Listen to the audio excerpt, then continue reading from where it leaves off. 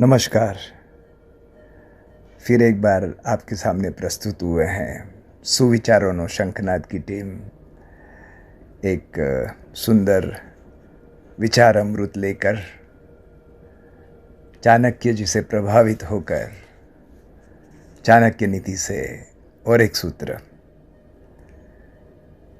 कहते हैं कि दुराचारी, बुरी नज़र वाला कोई दुष्ट, किसी प्रकार के वैलिड रीज़न के बिना किसी को पीड़ित करने वाला व्यक्ति, ऐसी व्यक्ति के साथ जो दोस्ती रखता है वो श्रेष्ठ पुरुष,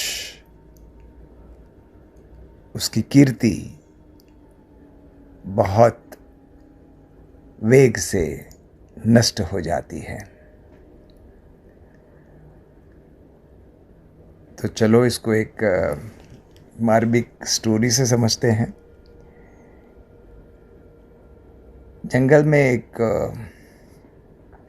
लायनेस थी, तो उसने एक बच्चे को जन्म दिया। कुछ टेक्निकल रीज़न की वजह से, काफ़ी पीड़ा के कारण उसका वहीं मृत्यु हो गया बच्चे को जन्म देने के बाद। तो वहाँ से एक शिप्स का झुंड जा रहा था। उन्होंने देखा कि ये बच्चा ताज़ा ताज़ा जन्मा हुआ था, तो उन्होंने उसको साथ में ले लिया। और समय के साथ वो तो लायन ही था, सिंह ही था, तो सिंह जैसा ही बन गया। लेकिन उसके स्वभाव से, उसके विचार से वो भेड़ जैसा ही रहा। तो बहुत नेचुरल था, क्योंकि उसका जो पूरा जो लालन पालन था वो उसी वातावरण में हुआ था। एक बार ऐसा हुआ कि इनके झुंड के सामने एक लायन आ गया और सब घबरा के भागने लगे। तो वो बड़ा हुआ बच्चा जो सिंह का था वो भी भागने लगा। तो उस सिंह को देख के बड़ा आश्चर्य हुआ कि ये सब तो भागते समझ में आता है, ये तो मेरे जैसा ही है, ये क्यों भाग रहा है। तो उसने उसके पीछे दौड़ा जोर से और उसको ही पकड़ा। तो वो तो बेचारा बिल्कुल घबरा गया कि अब मेरा मौत आ गया, मैं क्या करूं क्या नहीं करूं। तो उसको हिम्मत देते हुए वो लायन ने कहा कि दोस्त, तू तो लायन है, तू क्यों ऐसा डर लग रहा है, तेरे को डर तो लगना ही नहीं चाहिए। वो फिर भी डर रहा था। तो लायन उसको लेकर एक नदी के पास चला गया और वहाँ पे उसने दोनों का प्रतिबिंब दिखाया और बताया, देख, मैं जैसा हूँ वैसा ही तू है।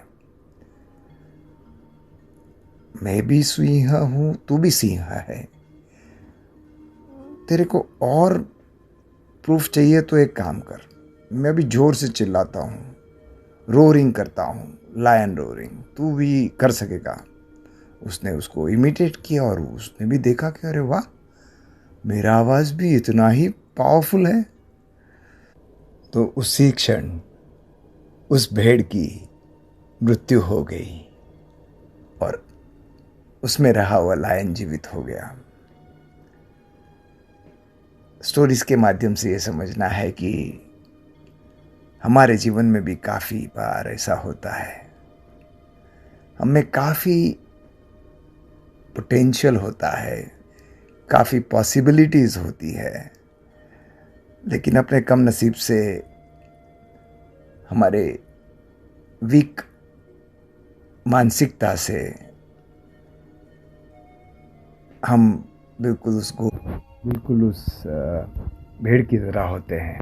कभी एकांत में अपने खुद के साथ बात करें, तब ख्याल आता है कि कितनी अपार शक्ति के हम मालिक हैं, क्योंकि हम कभी खुद का परिचय ही करने की सीरियस कोशिश नहीं करते हैं।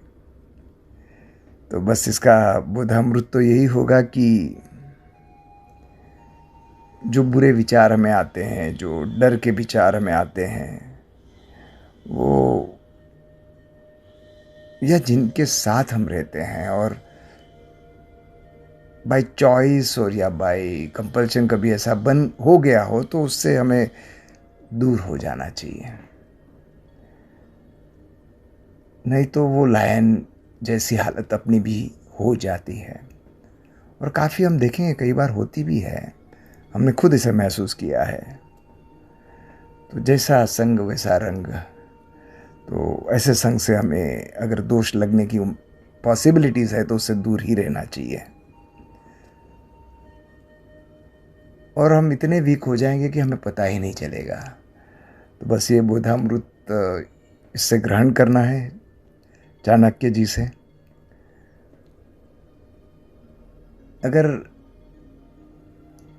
2014 के बाद करीब करीब 12 साल मैं मेरे में तो ये बदलाव देखता हूँ। वो खुद में लाने की कोशिश मेरे अल्प प्रयत्न से करता था, लेकिन जब टॉप लीडरशिप में मोदी ने वो कॉन्फिडेंस एवरेज इंडियन के माइंड में भरने की कोशिश की कि हम वो आर्य प्रजा है, वो संस्कृति है जिसकी दुनिया दीवानी थी। 200 साल के ब्रिटिश रूल की वजह से या मुस्लिम आक्रांताओं की वजह से जो कोई डर अपने में घुस गया था, हम अपने आप को ही भूल चले थे। 12 साल काफ़ी हद तक हम सभी ने ये अनुभव किया। आप देखिए आज की युवा पीढ़ी को, आप और मैं थे उससे काफ़ी ज़्यादा कॉन्फिडेंट है। क्यों ना हो, पोटेंशियल है हम में, हमें उस पर विश्वास करना पड़ेगा और हमें अपनी संस्कृति के साथ जीना होगा, तभी तो हम लायन बन सकेंगे। तो जॉर्ज वॉशिंगटन बहुत अच्छा कहते हैं, उनका अनुभव ये था कि बुरी संगत में रहने से तो अच्छा है कि अकेला ही रहना चाहिए। तो बस आज से अपनी संगत को ज़रा इंस्पेक्ट करें, अपनी संस्कृति को पहचानें और उसी के साथ रहें, इसी मंगल कामना के साथ। नासिक से अमित के आत्म नमस्कार।